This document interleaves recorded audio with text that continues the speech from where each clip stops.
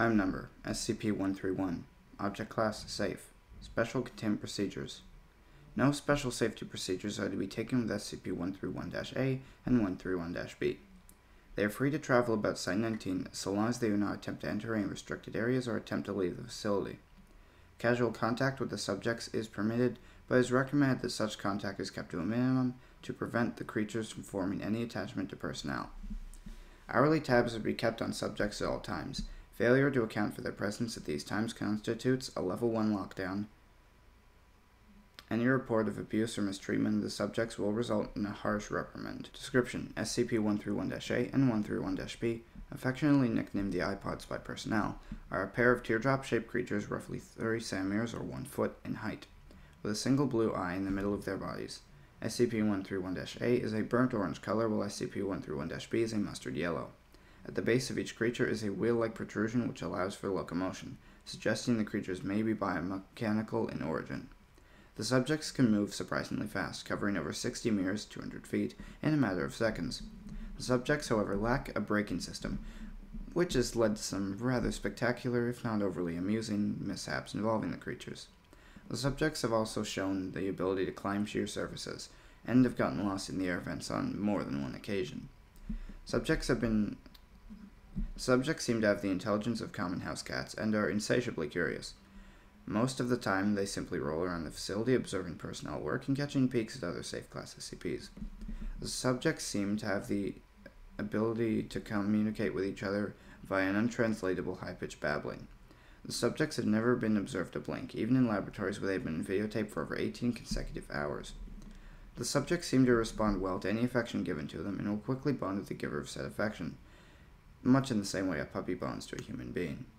They'll follow anyone or anything they may bond with anywhere, even into normally restricted areas. Although curious, the subjects can sense danger in their general vicinity, and if the object of their bond begins to approach something they register as dangerous, example, Euclid or Keter class objects, they will swarm around the bonded companion's feet, or appropriate extremities, while babbling in a panicked tone as if to warn them.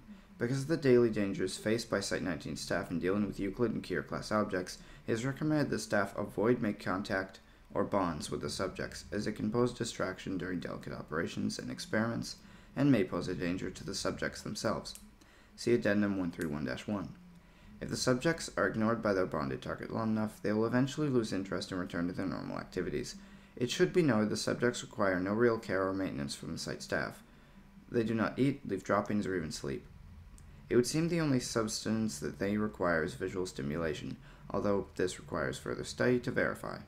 Subjects 131-A and 131-B were found in a cornfield outside in the year 19.